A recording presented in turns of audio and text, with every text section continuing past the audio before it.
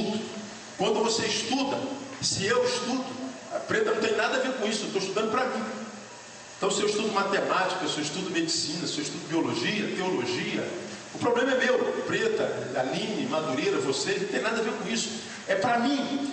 Quando você está estudando, ninguém tem nada a ver com isso. Você está estudando para você, para se tornar alguma coisa, para amanhã, em função da coisa na qual você se tornou, produzir para a cidade, produzir para a sociedade e então receber para isso a recompensa do seu trabalho. Tem a ver com o que você produz. Essa adolescência, crescer com dor, é a adolescência que a gente está passando informação, em caminho, em direção àquilo que nós seremos, portanto nós não somos, porque nós estamos na fase na qual nós produzimos para nós, e essa produção para nós nos transformará numa coisa que nos fará produzir para os outros. Mas enquanto a gente não produz para os outros, produzimos para nós, nós estamos em processo de formação. Por isso que nessa fase que vocês estão, há tanta crise, dúvida, há tanto trauma, tanto complexo. A gente se preocupa tanto com a necessidade de aceitação, de ser aceito por aquela tribo. A gente se importa muito com a aparência. Isso é tudo normal e tem que se importar mesmo. Tem que ser bonito, se pode ser bonito. Por que vai ser feio, né, meu? Pode ser bonito. Vamos ser bonito.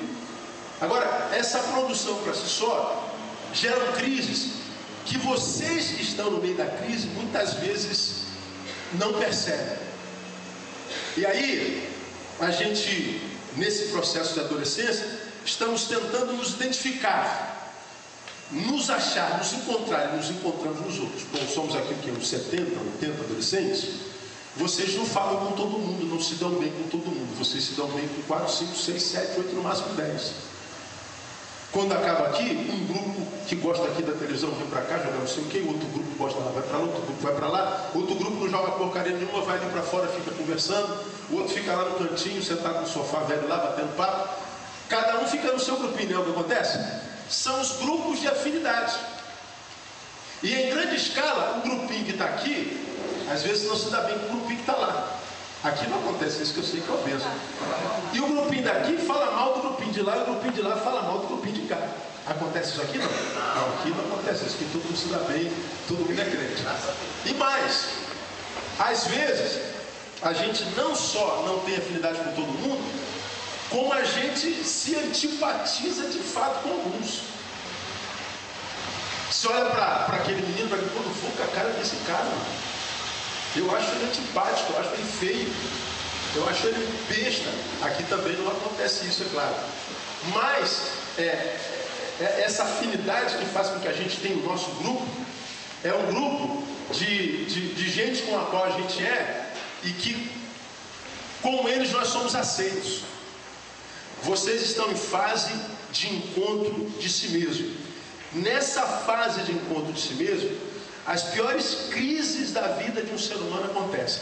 E é nessa fase de vocês que vocês ou se encontram ou se perdem de vez.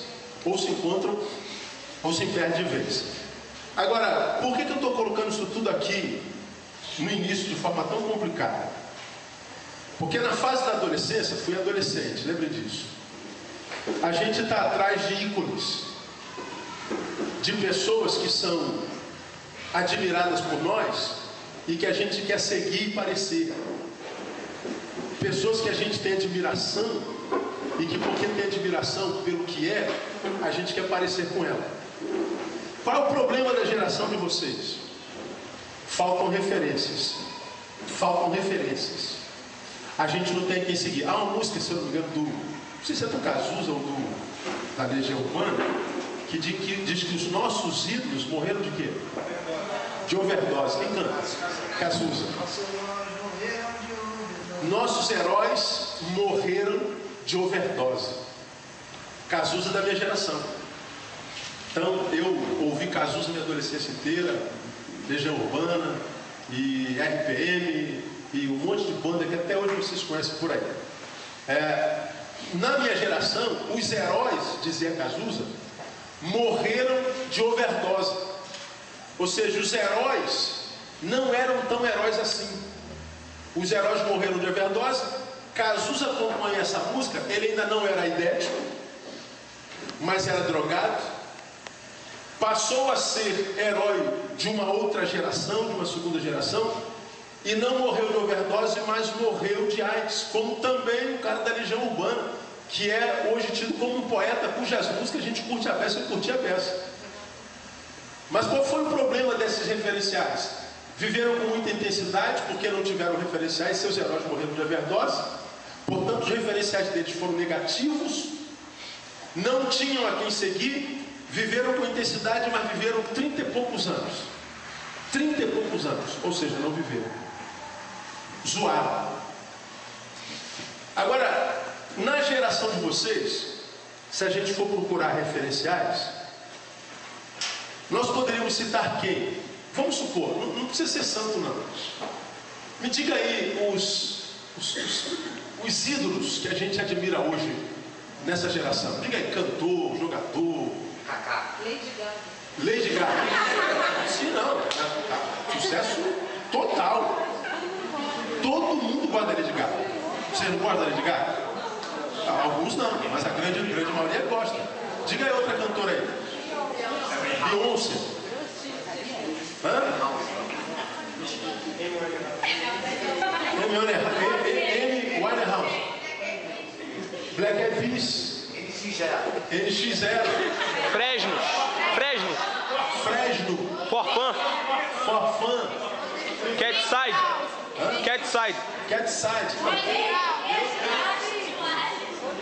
Robinho, jogador?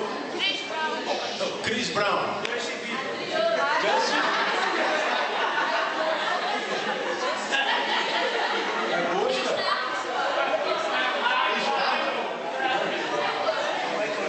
Banda dos adolescentes. Aê!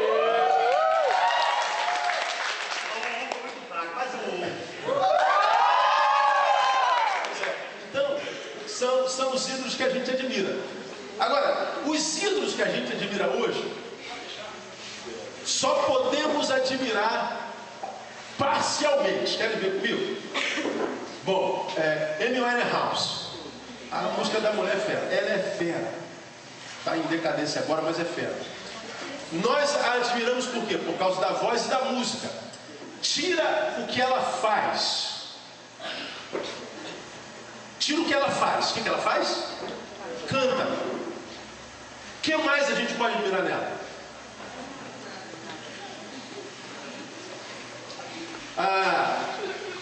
Lady Gaga. Tira o que ela faz. O que mais que a gente pode admirar dela? Pega os ícones de hoje, quase todos, que a gente não conhece, né? A vida pessoal, nós temos informações. Tira os nossos ídolos, pega Adriano. Pô, Adriano é fera, o moleque é craque. Devia estar na Copa para mim. Eu sou vascaíno, lamentavelmente, né? Mas sou. O Adriano merecia estar na Copa. Eu sou mais ele que o Luiz Fabiano, mais ele que o Grafite, sim ou não? Lógico. Sem a menor, quem é Grafite? Quem ouviu falar em Grafite, cara? Então, não dá. Agora, tira o futebol do Adriano. O que mais que dá para admirar nele? Não tem, cara. Eu não estou discriminando não, pelo amor de Deus, não é discriminação, só quero fazê-los pensar. Vamos falar de outros ícones aí, sei lá, atores, sei lá. Pega os ícones de hoje, você vai ver que se tira o que ele produz, faz, ou seja, com o que ele serve, nós não temos mais nada do que tirar deles. Nada. Não são exemplos absolutamente de nada. De nada. Nós somos uma geração, eu vou me incluir na geração de vocês, porque eu estou vivo no mesmo tempo que vocês. Então nós somos uma geração que, se a gente vivesse por repetição, se a gente vivesse por segmentos, ou seja, seguir alguém, se nós vivêssemos um tempo discipulado, ou seja, nós somos o que os nossos líderes são, que futuro essa geração teria em função dos ícones que ela tem? Nenhum. Eu não estou falando mal da geração, eu estou tentando fazê-los pensar. Eu sei que alguns de vocês não vão alcançar, não vão entender, não tem problema, alguns de vocês vão. Depois vocês vão ver como é que eu vou terminar essa reunião e o que eu penso a respeito de ser humano hoje, o que eu espero de vocês, caso eu espere alguma coisa de vocês, para vocês verem a realidade da coisa. Nós não temos a quem seguir. Pois bem, tiremos os ícones dessa geração, vamos para dentro da nossa casa, para dentro da sua casa. Eu não conheço a família de quase ninguém aqui. Ninguém. Não sei qual a tua realidade familiar. Não sei quem é teu pai, quem é tua mãe, se tem pai, se não tem mãe, se tem mãe, se não tem pai.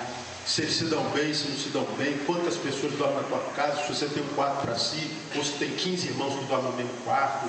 Eu não sei como é que é a tua realidade. Agora, a pergunta subjetiva, individual. Olha para dentro da tua casa, teu pai e tua mãe. A relação do teu pai e da tua mãe. Teu pai e tua mãe são referências para você? Não precisa responder.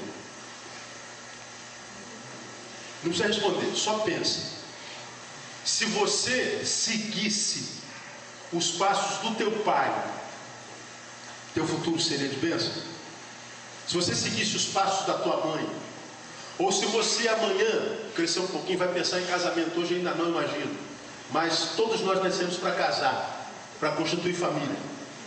Se amanhã, quando você amadurecer um pouquinho mais, pensar em casamento, o casamento do teu pai e da tua mãe são casamentos que você gostaria de ver reproduzido no seu casamento? Não precisa responder. Ou você gostaria exatamente de ter um casamento totalmente diferente do teu pai e da tua mãe? Ou você gostaria de ser totalmente diferente da tua mãe e diferente do teu pai? Bom, pelos dados do IBGE, 73% de vocês diriam que tudo que vocês não querem na vida é ser como pai ou ser como mãe. Porque segundo os dados do IBGE, cada adolescente delinquente foi formado em casa e foi deformado pelos pais. Agora, acompanhe o raciocínio. Vocês estão em processo de formação. Vocês estão em busca de si mesmos, para produzir para a sociedade, para ser útil, porque por hora produz para si mesmo. Vocês estão deixando a infância, caminhando para a juventude. Não são mais crianças e nem são adultos, portanto não são, por hora, não somos adolescentes. O que é adolescente? Quem está crescendo com dor. Ainda não cresceram, estão em processo de crescimento físico, não vão ficar desse tamaninho, orgânico, emocional, espiritual e social. Vocês estão crescendo. Agora, como nós fomos criados por Deus, seres sociais, todos nós caminhamos em tribos, não gostamos de caminhar sozinhos, gostamos de solidão. Nós vamos nos formando uns pelos outros, uns com os outros. Agora, quando chega nesse tempo, nós não temos heróis famosos, não temos referências famosas. 73% de vocês, portanto, de cada 10 de vocês, mais de 7 não tem referência em casa. Se pega as relações da escola, também não tem referência na escola. Aí eu pergunto a vocês, uma geração que cresce sem referência, ou seja, quem imitar, referência de sucesso, qual é o perigo que essa geração corre? Quem poderia me dizer? Quem se arrisca? Quem entende? Não temos referência nenhuma, não temos a quem seguir. Qual é o perigo que essa geração corre? De se perder. Se perder. É isso aí, você falou certo.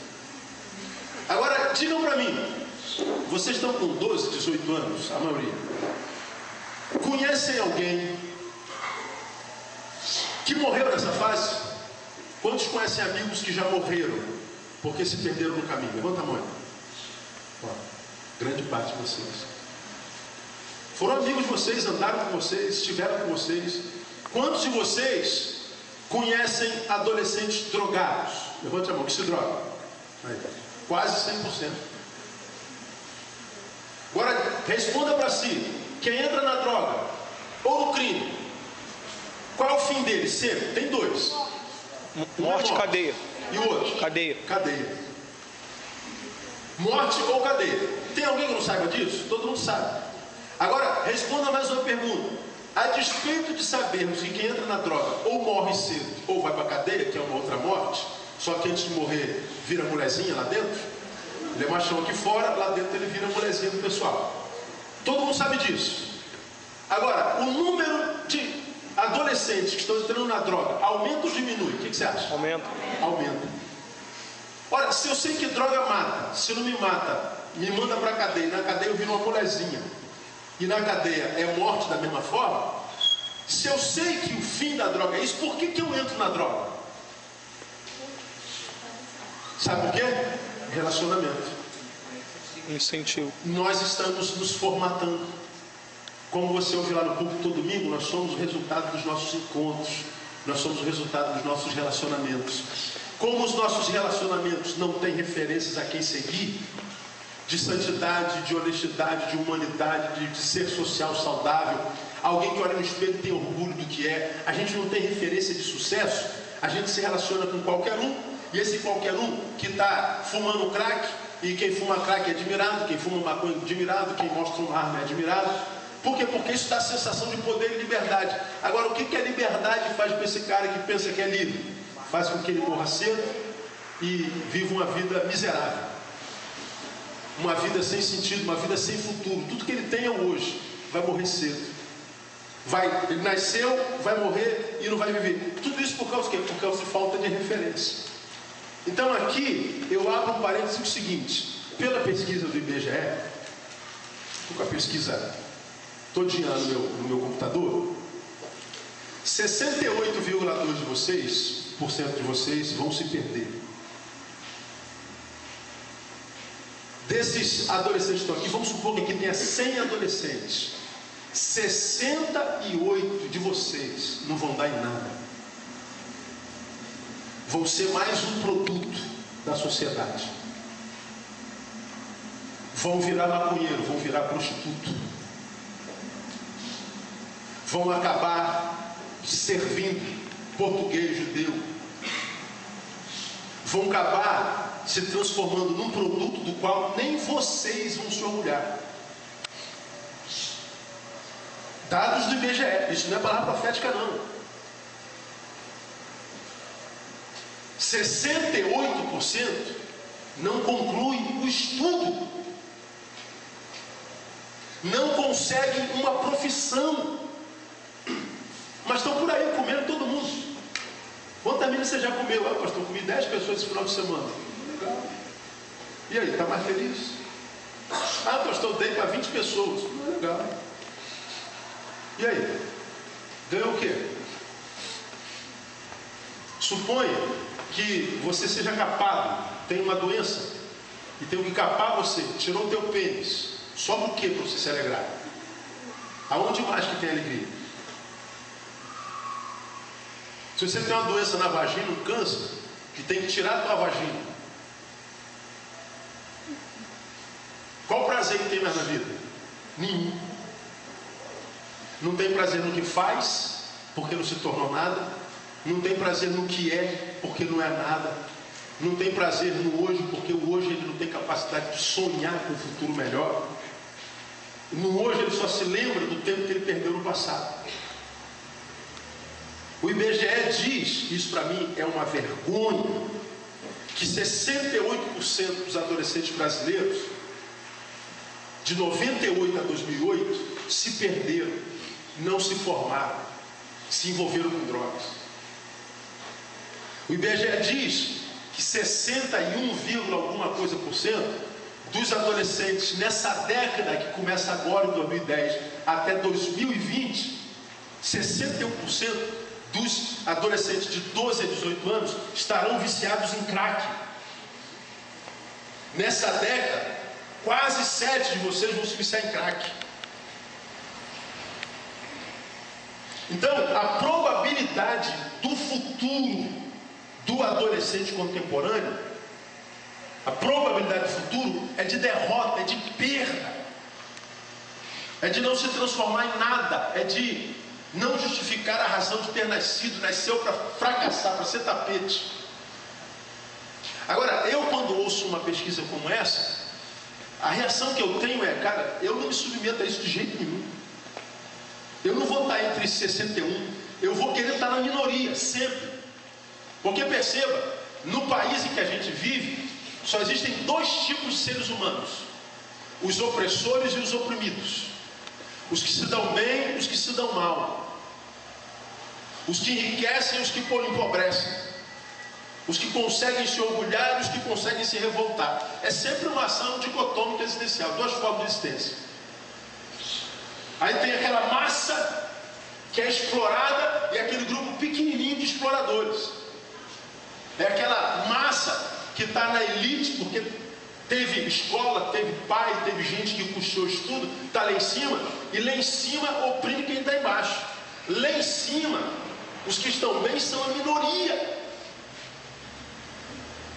Aí quando eu ouço que 60 de cada 10, quase 7 vão se perder, eu falo assim: o que será que passa na cabeça do nosso adolescente quando ouve um negócio desse? Alguns falam assim: é por isso, pastor, que eu vou arrebentar mesmo, vou arrebentar a boca do balão, quero arrebentar com todo mundo, eu vou barbarizar. Pois é, fez opção por estar entre a maioria. Mas tem outros de vocês que pensam assim: pô, pastor, se só 3 vão dar certo, eu vou estar entre esses 3 no nome de Jesus. A forma como se pensa hoje é que vai fazer de você o que você será amanhã. A forma como a gente encara a realidade é que vai fazer a gente mudar essa realidade na nossa vida ou não. Então, quando eu venho bater papo com adolescentes, você vê que eu venho aqui raramente, porque vocês estão muito bem de liderança. Não venho para passar a mão na cabeça, eu venho para tentar fazê-los pensar sobre a realidade de vocês. Vocês são uma geração sem referência, não tem a quem seguir. Aí quando ama alguém, esse alguém morre, como Madureira, por exemplo. Aí a gente fica pensando: pô, será que a vida é justa, cara? Será que Deus é justo? Porque se botar lá numa lista de conhecidos de vocês, ó, pessoas na lista de conhecidos de vocês vai morrer. Em que lugar o Madureira estava para morrer nessa lista? Nem na lista ele estava, né? Ele estava lá no final, né? Porque tem tanta gente que a gente conhece: pô, por que não matou fulano e tal? Não vale nada, tem tanta gente para morrer aí, não morre. A gente vê que as nossas referências, elas não existem, e as poucas que existem nós podemos perder. Agora, uma vez que nós falamos da realidade do futuro de vocês, eu não estou falando só do futuro de Betânia, não, estou falando do futuro dessa geração, segundo o que informa o IBGE. Realidade Brasil, país dentro do qual vocês estão. IBGE. Se a gente não tem referência, e a gente é ser social, ou seja, a gente se imita, a gente tenta ser igual aos nossos ídolos, e nós não temos referência, a possibilidade de perda é muito grande, que postura a gente deve tomar então? Bom, aí eu levo vocês à palavra. Eu queria ler uma parábola para vocês e tentar mostrar uma coisa para vocês. A parábola do semeador. Só escuta. Outra vez começou a ensinar à beira do mar. Reuniu-se a ele tão grande multidão que ele entrou no barco e sentou-se nele, sobre o mar. Todo o povo estava à terra junto do mar. Então lhes ensinava muitas coisas por parábolas e lhes dizia seu ensino: ouvi, eis que o semeador saiu a semear. Jesus está sentado num barco, ele entrou na água, sentou no barco, a multidão estava onde vocês estão. Imagina que aqui é o mar, eu sou Jesus, estou sentado no barco, aqui é o barco. Vocês estão no mar e Jesus começou a ensinar. Eis que um semeador saiu a semear. Então tinha um saquinho de semente, pegou essa semente e foi semeando. E aconteceu que quando semeava, uma parte da semente caiu à beira do caminho. Imagina uma estrada, e essa semente, à medida que ele foi jogando, caiu na beira do caminho, e vieram as aves e comeram. Essa semente não encontrou profundidade, então vieram as aves e comeram. Beira do caminho. Outra caiu no solo pedregoso, onde não havia muita terra. Logo nasceu, porque não tinha terra profunda. Mas saindo o sol, queimou-se, e porque não tinha raiz, secou-se. Solo pedregoso. Outra caiu entre espinhos, e cresceram os espinhos e a sufocaram, e não deu fruto. Mas outras caíram em boa terra, e vingando, crescendo, dava fruto, e um grão produzia 30, outro 60 e outro 90. E disse-lhes: quem tem ouvidos para ouvir, ouça. Quando se achou só, os que estavam ao redor dele com os 12 interrogaram acerca da palavra de parábola. Ele lhes disse: a vós é confiado o mistério do reino de Deus, mas aos de fora tudo se lhes diz por parábolas, para que vendo, escuta esse versículo, Jesus falando, para que vendo vejam e não percebam, ouvindo ouçam e não entendam, para que não se convertam e não sejam perdoados. Já leu esse texto? Jesus está falando aos 12: a vocês é dado as riquezas do reino dos céus, mas aos de fora é tudo dito por parábola. Tem que raciocinar para entender. E Jesus dizia algumas parábolas difíceis. Com qual razão? Para que eles vendo vejam, mas não percebam, ouvindo ouçam e não entendam, para que não se convertam e sejam perdoados. Disse-lhes ainda: não percebeis esta parábola, como pois entendereis todas as parábolas. Deixa eu explicar a vocês isso aqui para a gente acabar.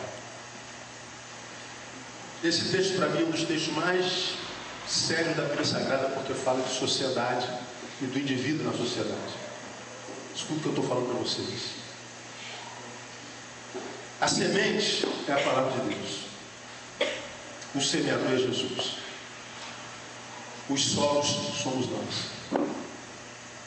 Jesus mostra algumas realidades aqui para nós. Ele está semeando a palavra em todos os solos. No solo que ele chamou de beira do caminho, pedregoso, espinhoso e boa terra. Ele libera a palavra para cada um de vocês. Cada um de vocês. A palavra é a mesma, o semeador mesmo. Mas ele está dizendo que o meu coração é diferente do dele, que é diferente do dela, que é diferente do dele, que é diferente do dele, que é diferente dele, que é diferente dela. A forma como cada um de nós recebe a palavra revela para Jesus que tipo de coração é o nosso.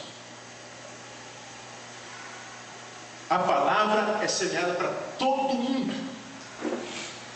Como cada um de nós vai receber é que é diferente. Ele diz que alguns de nós somos beira do caminho. Foi semeada sobre nós, mas ficou na superfície, e aquilo que Jesus, Deus, a vida, semeou sobre nós, vieram aves e comeram, e o que Deus fez em mim não penetrou. Ele fala que outros são pedregosos. Não havia muita terra, nasceu.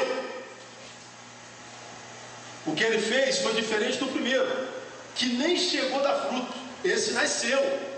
Mas diz o texto que porque não tinha terra profunda, saiu o sol, queimou-se. Ou seja, ele já teve uma experiência um pouquinho maior do que o outro, mas pouco tempo. A outra caiu entre espinhos. Cresceram os espinhos, juntos com a semente. Sufocaram a semente e não deu fruto. Mas diz que o outro caiu em boa terra, vingou, cresceu e dava um fruto a 30, 60 e 100 por um. Agora lá, vamos à matemática. Quem é bom de matemática aí? 4 tipos de pessoas, 4 tipos de corações. Quantos vingaram? Quantos? 1. Ora, se 1 vingou entre os 4, quantos terços fracassaram? 3/4. 1/4 deu certo. 3/4 fracassaram.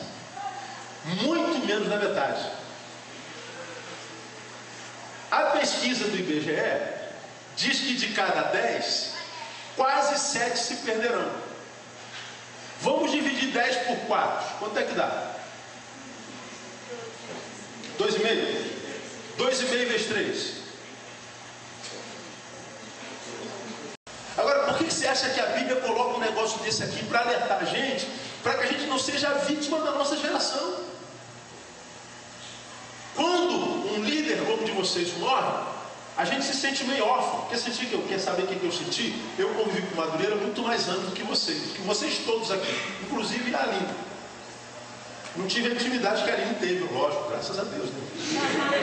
Podia ser, né? Nosso papo era outro, né? Mas a nossa relação é de pai e filho. Como eu lido com gente a vida inteira e lido com multidão, gente mais decepciona do que alegra a gente. Quer saber como é que eu lido com gente hoje? Talvez não interesse vocês, mas eu vou dizer. Eu cumpro a minha missão, eu prego a verdade. Dou a quem doer. Gostem de mim ou não. Esvazia a igreja ou enche a igreja. Não estou nem aí para quem vai embora, quem fica, quem está de sacanagem, quem não está, quem gostou, não gostou, quer ficar, fica, não quer ficar, vai embora, some daqui. Eu não estou nem aí mais para ninguém. E qualquer um sabe disso, é só me ouvir. Porque eu sei que hoje eu não consigo mais viver a vida de ninguém. E não adianta pregar a verdade quem fez opção pela mentira.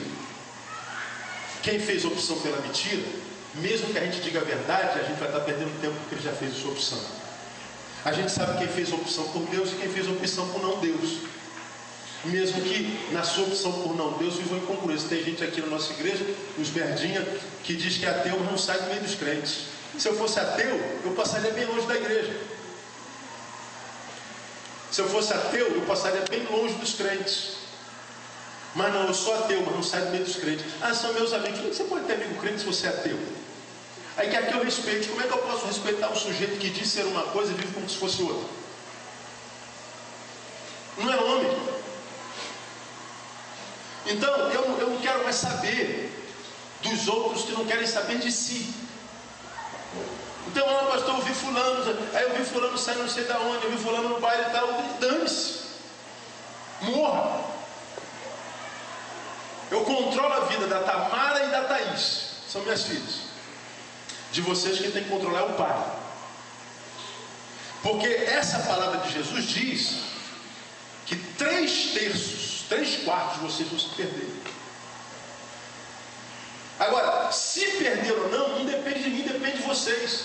Nós líderes, nós pais, nós conselheiros, nós damos ferramentas, nós revelamos a vontade de Deus, nós mostramos o caminho, para quem quiser estar no caminho e chegar lá e gostar do lugar onde chegou e se transformar no que sonhou ser, possam chegar lá e ser o que sonharam. Agora, se você fez opção por não estar no caminho, quem tem alguma coisa a ver com isso? Ninguém.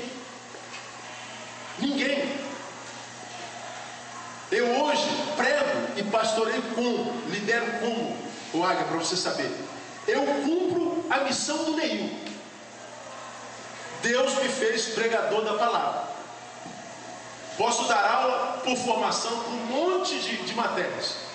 Posso abrir meu consultório e consultar por várias vertentes da ciência humana. Mas Deus me chamou para ser pregador. Então eu prego. Como diz Paulo, ai de mim se não pregar o Evangelho, pois me é imposta essa obrigação.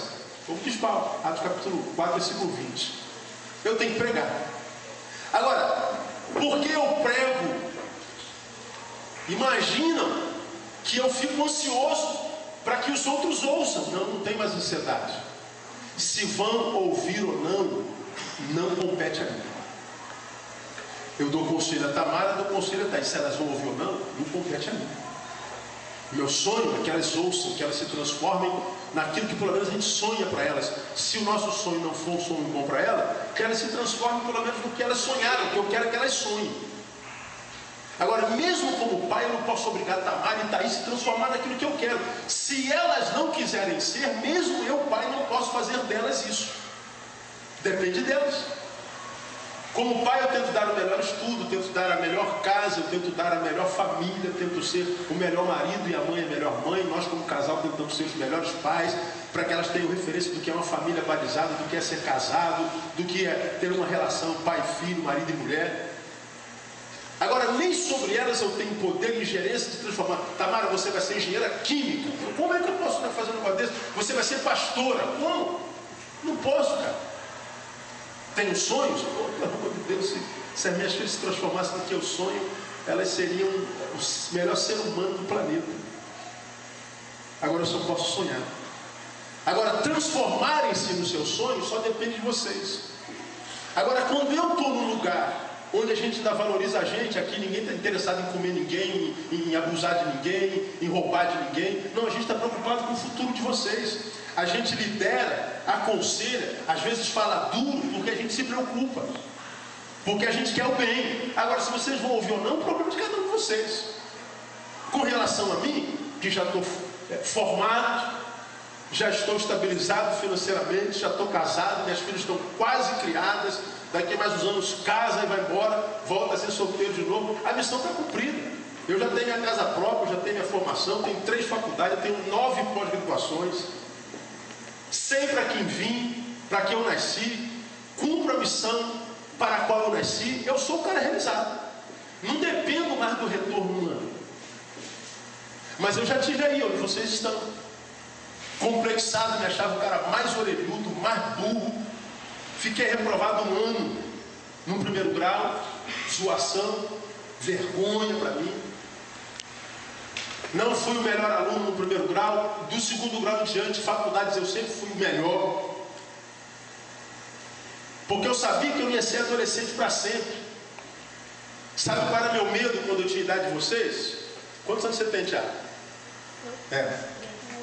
Tiago é você. Ele é o Daniel. Quantos anos? 13 anos. Da tua idade, Daniel, sabe qual era o meu medo? De ser mendigo. Cara, eu morria de medo de ser mendigo. Fui criado no Jardim Novo. E aos 13 anos de idade, 14, aquele morro que está lá no cantinho lá do Jardim Novo, como é o nome daquele morro lá? Quando Damião? Então, desde aqui, ó, quando eu era adolescente aqui, da idade de vocês, esse morro aqui não tinha. Então nós adolescentes aqui da igreja, a gente acampava lá no alto do morro. Descia com papelão no capim. Tua mãe fala. Então a gente corria aqui, era um campo maneiro. Não tinha esse morro daqui até lá no Jardim Novo. Então eu morava lá na Vigílio da Silva, a gente olhava aquele morro bonito. Quando teve a invasão, aí foram aparecendo os barracos daquele plástico preto de bambu, e botaram plástico, era invadindo. A polícia foi e tirou, mas aí voltaram outra gente. Aí a favela foi se formando. Eu, garoto, via aquela favela se formando. Como a gente brincava no morro, a gente passava pela favela, ainda não era perigosa, a gente tinha amigos que estavam ali naquele barraquinho, e eu olhava gente que não tinha piso, não tinha banheiro, não tinha nada, estava se formando a favela, e aquilo me traumatizou. Eu falei, meu Deus, como eu morar num lugar como esse? Eu falei, cara, eu tenho medo de ser mendigo. Eu era muito complexado, eu tinha complexo de inferioridade tão grande que eu não me olhava no espelho. Tinha vergonha de mim. Nessa época de complexo, foi reprovado porque eu me achava burro e nós nos tornamos aquilo no que acreditamos. Nunca fui burro, mas eu acreditava que era. Porque acreditava que era burro, fui burro naquele ano. De tal forma que eu acabei ficando reprovado. Mas quando eu acreditei que eu não era burro, eu só não era esforçado, então eu descobri que eu não era burro, eu era inteligente, e sou até hoje, graças a Deus. A gente é aquilo no que acredita ser. Agora, se vocês vão acreditar nisso aqui ou não, é problema de cada um de vocês. Agora, por que eu quis vir aqui com vocês? Primeiro, para mostrar essa realidade. O que o IBGE diz hoje, Jesus disse há 2000 anos atrás. Segundo, que 3/4 de vocês vão se perder. Então você tem que decidir aonde você vai estar, entre os 3 ou entre 1/4. Só depende de você. Terceiro, escolher com quem se relacionar, a quem servir. Porque vocês sabem que muitos na faixa etária de vocês não querem saber de Deus. Eu acho normal isso. Acho normal. Porque o mundo é muito saboroso, cara. O mundo é bom mesmo. Tem muitos caras. Me diga um pecado ruim. Não tem pecado ruim. Todo pecado é gostoso. Agora, porque é gostoso não deixa de ser pecado. Aí você vê gente aqui no meio de vocês que não quer saber nada de Deus, e quando você quer e tenta mostrar ser de Deus, ele vai, muito santinho demais, muito santinho de palhaçada. Pois é, talvez você que é santinho está entre 1/4 E o que está zoando você porque é santinho está entre os 3/4. Aí o que acontece com você que está buscando santidade, querendo conhecer mais de Deus? Porque está todo mundo te encarnando? Porque você é o único santinho? Você deixa de ser santinho e vai ser carnalzinho como eles. Agora, segundo a palavra de Jesus do IBGE, a maioria é dos santinhos ou dos carnaizinhos? Dos carnaizinhos. Portanto, você tem que escolher, quer estar com a maioria ou quer estar com a minoria? A gente tem que aprender a escolher, gente. Aprender a escolher. A gente tem que aprender a ser rejeitado. A gente tem que aprender a ser zoado, a pagar mico. Que é a dificuldade que vocês têm porque estão se formatando enquanto imagem. Agora, se eu estou sentado aí na idade de vocês e sei, à luz da palavra de Deus e a pesquisa do IBGE, que eu tenho muito mais chance de me perder do que me encontrar, de ter orgulho de mim, eu ia venerar muito bem minhas amizades. Eu ia rever a minha relação com Deus, a minha relação com a toca. E por que eu estou dando essa palavra hoje, uma semana depois da morte do Madureira? Porque a morte do Madureira pode vir a desanimar muito de vocês. Porque vocês estão tendo a sensação de orfandade. Porque mal ou não, consciente ou inconscientemente, vocês aprenderam a ver Madureira como um pai, e um pai muito sem bom. Um pai gente boa. Porque segundo o IBGE, eu falei para vocês, 68% de vocês não vão ter apoio da família, não tem referência em casa. Quando a gente não tem referência em casa, a gente vai buscando referências lá de fora. E muitas vezes o pastor, o líder, é a nossa referência de pai. Quantos aqui me tem como referência de pai? Me chamam de pai. Porque não tem referência em casa. Aí o que acontece? O pai Madureira morre. O que acontece? Vocês têm aquela sensação de orfandade e vão desanimando com relação àquela obra que o Espírito Santo começou na vida de alguns de vocês. Porque o que a gente ouve aqui, a gente pode ouvir de duas formas. 3/4 vão se perder, só 1/4 vai se achar. Você tem complexo de inferioridade e fala assim, já sei que eu vou dar de 3/4. Ou estou ferrado. Ou então, você pode, ao ter esse pensamento, falar assim, não, isso é produto do meu complexo. Eu não vou ser complexado para sempre e vou começar a vencer o meu complexo hoje em nome de Jesus e vou tentar estar entre os 1/4. Você é resultado do que você acredita ser. Eu trabalho com seres humanos há 22 anos. Esse meu telefone tocou hoje. Para vocês lá. 111 vezes. Hoje.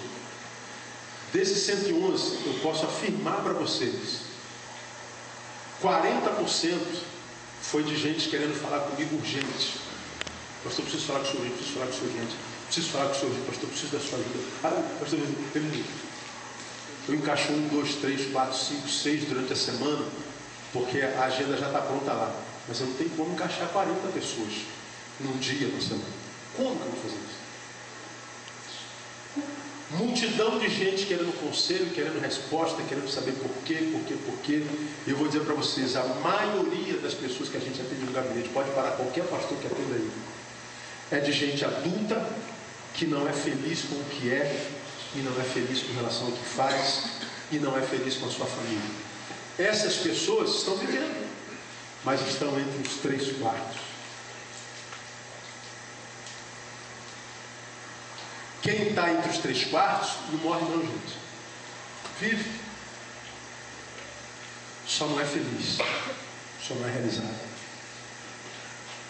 Então, sentado aí no meio da multidão, seja aqui, na faculdade, no Maracanã, nos restaurantes, todo mundo rindo, se congraçando, fingindo que é feliz, e a gente olha assim, parece que está todo mundo bem, todo mundo com roupa de marca, todo mundo com cabelinho da hora, todo mundo com tênisinho Puma, todo mundo, All Star, todo mundo assim, abafando. Agora, diga para você, mesmo adolescente, que nem está produzindo ainda para a sociedade, diga que você está feliz com você. Difícil a gente encontrar alguém feliz consigo mesmo. Difícil encontrar alguém realizado. Agora, porque não tem ninguém realizado, quer dizer que realização não existe? Claro que existe, gente. Foi Deus quem criou a vida, e a vida Ele criou para ser vivida. Dá para você ter estima e ser feliz com o que é. E nem precisa ter muito. Quando vocês olharam para Madureira, vocês viram Madureira frustrado ou realizado? Realizado. Era doutor em alguma coisa? Não era. Tinha dinheiro? Vocês estavam bem financeiramente? Tinha.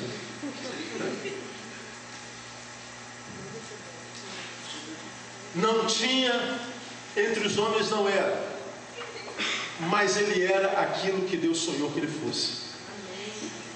Como eu falei lá no cemitério, pobre, mas enriqueceu a muitos. De tal forma que quando morre, dá a sensação em cada um de nós de que nós empobrecemos. Não é essa a sensação? Não ficamos mais pobres? Ficamos mais pobres. Queriam fazer reunião aqui na segunda-feira. Não pode, não dá, vocês não vão suportar entrar nesse lugar. Imaginando que o Madureira foi enterrado hoje de manhã.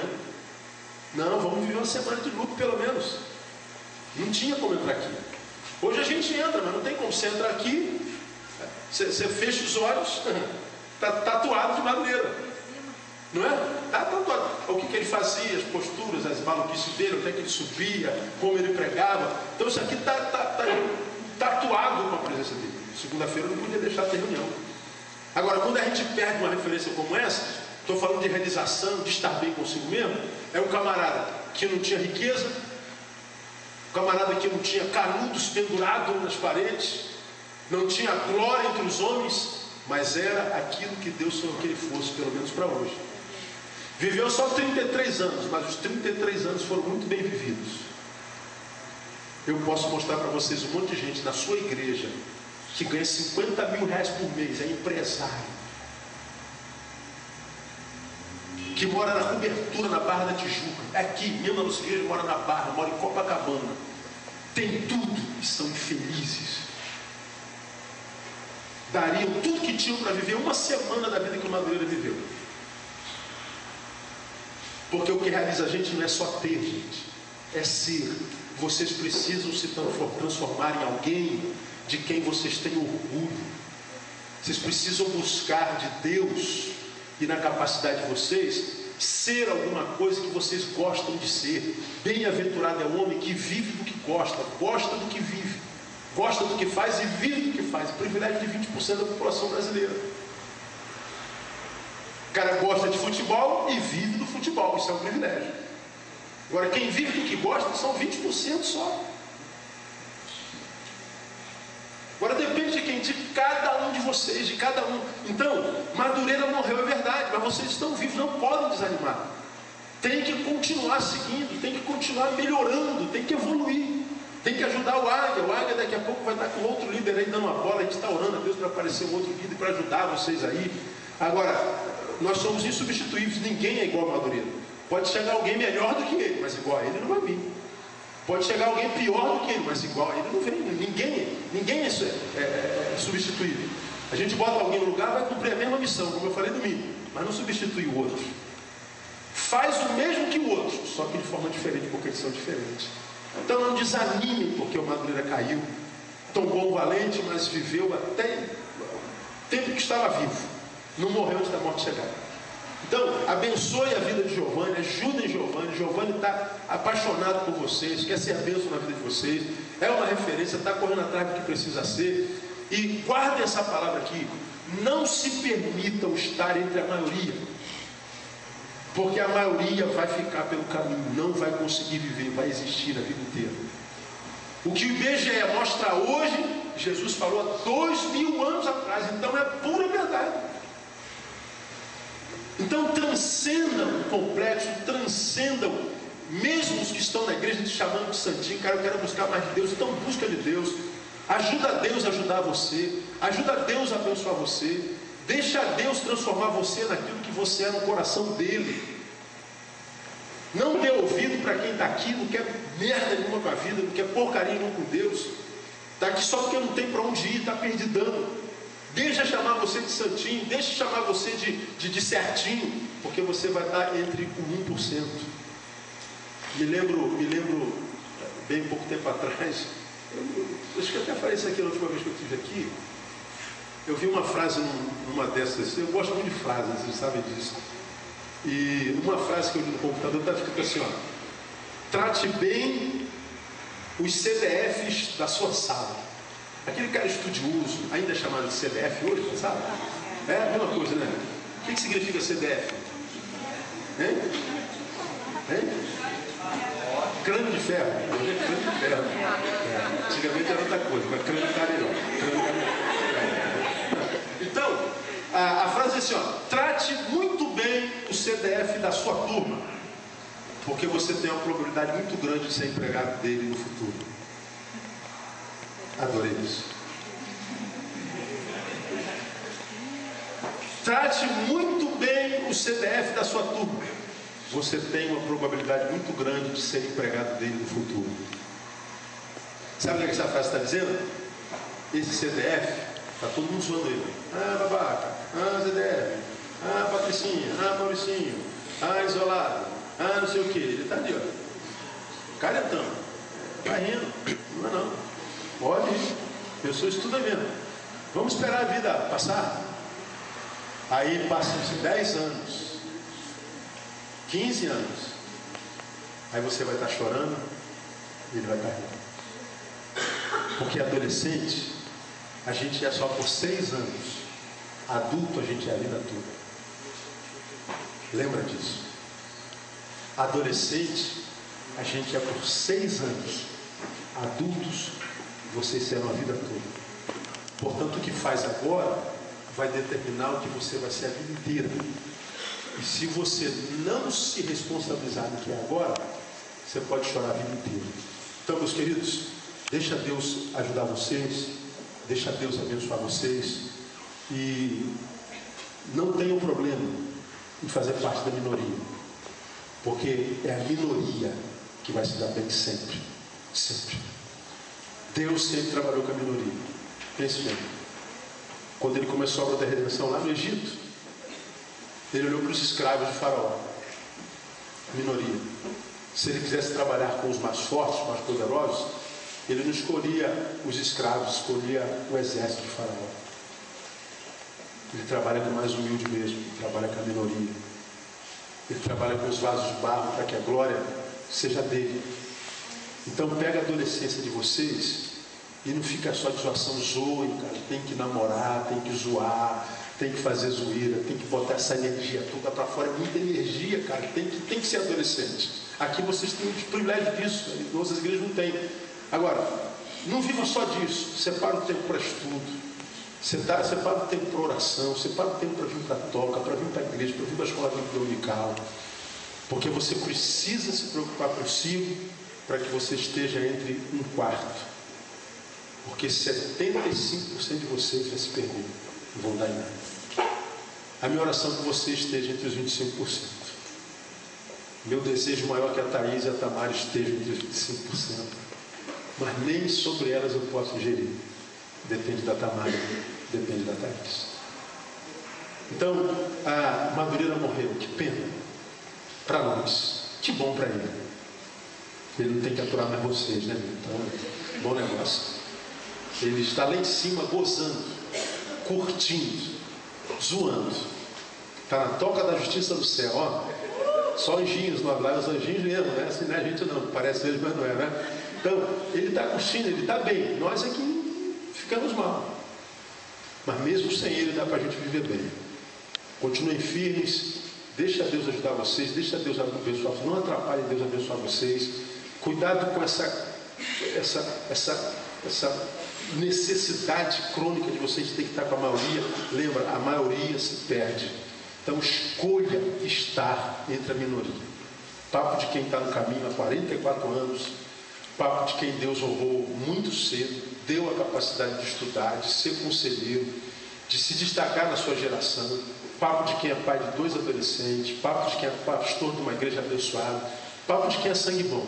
Podem falar o que quiser, podem falar que eu sou doido, que eu sou duro, mas diga que eu sou incorreto, que eu sou injusto, que eu sou mentiroso. Não importa. Tento ser exemplo em tudo que eu faço. Posso errar de vez em quando, mas o erro é involuntário. Quero bem de vocês como quero bem das minhas filhas. Sonho para vocês como sonho para minhas filhas. Agora, se vocês vão ser ou não, depende de vocês. Fiquem ligados. Deus abençoe vocês. Obrigado por terem vindo e continuem firmes. Quero ter ainda muito orgulho de vocês em nome de Jesus. Amém? Deus abençoe.